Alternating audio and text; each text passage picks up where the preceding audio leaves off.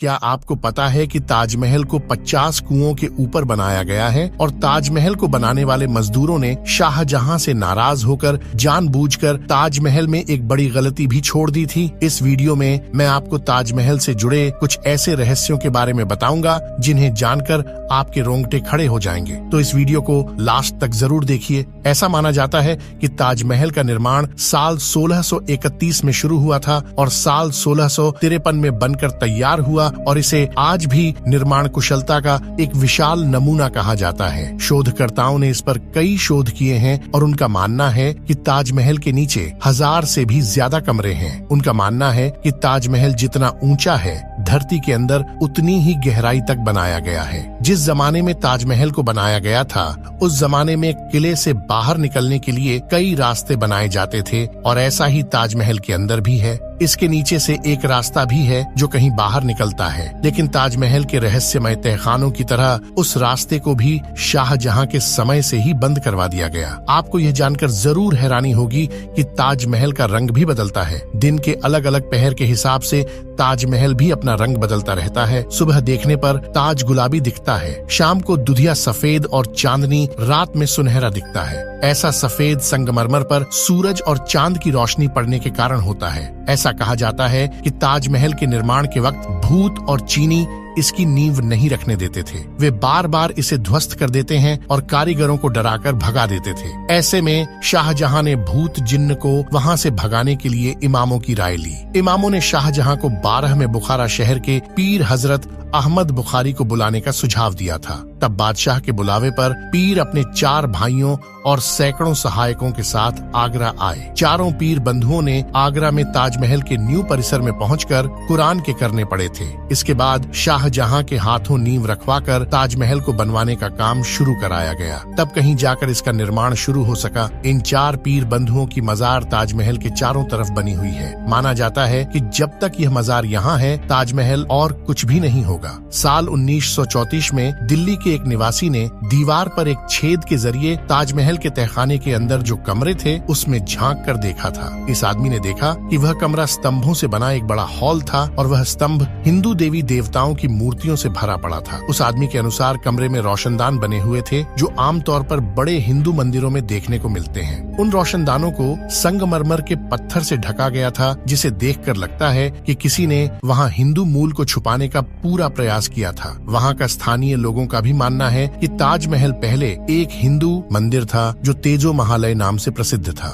बाद में इसे ताजमहल का रूप दे दिया गया, परंतु सच्चाई क्या है यह आज भी किसी को नहीं पता। भारतीय पुरातत्व सर्वेक्षण ने 22 कमरों को इसलिए बंद कर रखा है ताकि इस कमरे में छिपे समुदाय के चलते भविष्य में दंगे न हों। सबसे मजेदार बात तो यह है कि कुतुब मीनार नाम की जिस इमारत को हम सबसे ऊंची इमारत कहते हैं, ताजमहल उससे भी ऊंचा है। कुतुब मीनार को देश की सबसे ऊंची इमारत कहा जाता है, लेकिन इसकी ऊंचाई ताजमहल के सामने छोटी पड़ जाती है। सरकारी आंकड़ों के अनुसार ताजमहल कुतुब मीनार से 5 फीट ज्यादा ऊंचा है। ताजमहल को देखने के लिए एक दिन में सबसे ज्यादा भीड़ इकट्ठी होती है। पूरी दुनिया में कोई ऐसी दूसरी इमारत नहीं है जहाँ एक दिन में इतने सैलानी इकट्ठे होते हों। ताजमहल को देखने के लिए पूरी दुनिया से 12,000 के आसपास सैलानी हर रोज आगरा की ओर रवाना होते हैं। क्या आप शाहजहां के सपने के बारे में जानते हैं, जो उन्होंने अपनी बेगम मुमताज महल के लिए नहीं बल्कि अपने लिए देखा था? काले ताजमहल का सपना शाहजहां चाहते थे कि मुमताज के लिए बने सफेद ताजमहल के बाद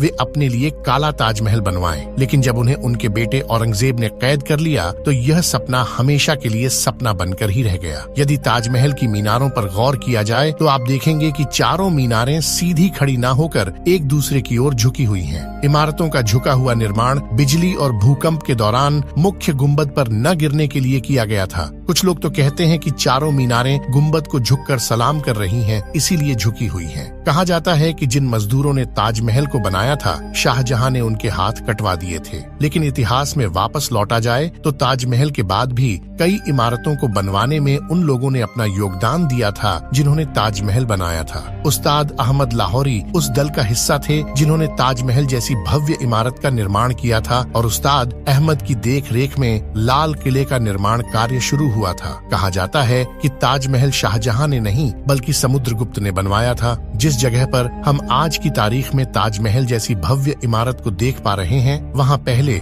शिव मंदिर था जिसका नाम तेजो महालय था और उसकी छत से टपकने वाला पानी शिव जी के शिवलिंग पर बूंद बूंद करके टपकता था। इसके पीछे की एक कहानी यह भी है कि जब शाहजहां ने सभी मजदूरों के हाथ काटे जाने की घोषणा की ताकि वे कोई और ऐसी इमारत न बना सकें, तो मजदूरों ने इसकी छत पर एक छेद छोड़ दिया ताकि शाहजहां का खूबसूरत सपना पूरा न हो सके। ताजमहल कैंपस में लगे सारे फव्वारे एक साथ ही काम करते हैं और सबसे आश्चर्य में डाल देने वाली बात यह है कि ताजमहल में लगा हुआ कोई भी फव्वारा किसी पाइप से जुड़ा हुआ नहीं है, बल्कि हर फव्वारे के नीचे तांबे का टैंक बना है जो एक ही समय पर उभरता है और दबाव बनने पर एक साथ काम करता है। ये तो सभी जानते हैं कि मुमताज शाहजहां की पत्नी थी, लेकिन शायद ही कोई जानता हो कि वह उनकी तीसरी पत्नी थी। शाहजहां के 14वें संतान को जन्म देते समय उनका निधन हो गया था और उनकी याद में ही शाहजहां ने ताजमहल बनवाया था। ताजमहल को लेकर एक नई कॉन्स्पिरेसी थ्योरी सामने आ रही है, जिसके अनुसार ताजमहल के नीचे के तहखानों में कीमती खजाने हो सकते हैं, क्योंकि मेटल डिटेक्टर से